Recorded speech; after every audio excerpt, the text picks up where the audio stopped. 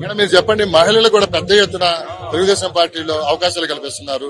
మహిళా భద్రతలు కూడా ముఖ్యమంత్రి గారు అటు లోకేష్ బాబు గారు పెద్ద ఎత్తున చర్యలు కూడా తీసుకుంటున్నారు. దీన్ని ఎలా చూడొచ్చు? అందరికీ నమస్కారం. మీరు చెప్పింది నిజమే. మహిళలకి చాలా మంచి ఒక రెస్పాన్స్ ఉంది.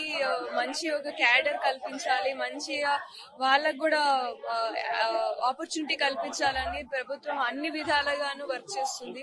దానికి మెయిన్ ఎగ్జాంపుల్ మినిస్టర్లలోనే 3 మినిస్టర్లు మహిళా మినిస్టర్స్ ఉన్నారు.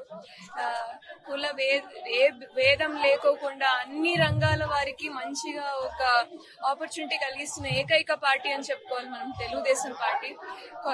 చిన్నదాన్నైనా నా చదువుని గుర్తించి నాకు ఈ అవకాశం ఇచ్చినందుకు నాతో పాటు ఉన్న మిగతా 21 మంది మహిళా ఎమ్మెల్యేలకు అందరి తరపున నేను సార్ గారికి ధన్యవాదాలు తెలియజేసుకుంటున్నాను. ఇదే కాకుండా కింద క్యాడర్ లో కూడా కుటుంబ సాధికార సమితిలు తీసుకోండి, క్లస్టర్ ఇన్ఛార్జెస్ తీసుకోండి, అన్నిట్లోనూ మహిళలు ముందుకు వస్తున్నారు. వాళ్ళని ముందుకు తీసుకురావాలి. అలాగే సెల్ఫ్ హెల్ప్ గ్రూప్స్ ద్వారా కూడా, డ్వాక్రా సంఘాల ద్వారా కూడా వాళ్ళకి చాలా సొంతంగా వాళ్ళు కాళ్ళ మీద నిలబడేకి అవకాశాలు కల్పిస్తున్న ఏకైక ప్రభుత్వం అని చెప్పుకోవాలి మన టీడీపీ ప్రభుత్వం. అన్ని రంగాల్లోనూ వాళ్ళు రాణిస్తేనే వాళ్ళ ఫ్యామిలీస్ హ్యాపీగా ఉంటాయనే ఒక మోటోతో వర్క్ చేస్తున్నారు. దీంట్లో నాకు ఎమ్మెల్యే అవ్వడం నాకు చాలా ఆనందంగా ఉంది.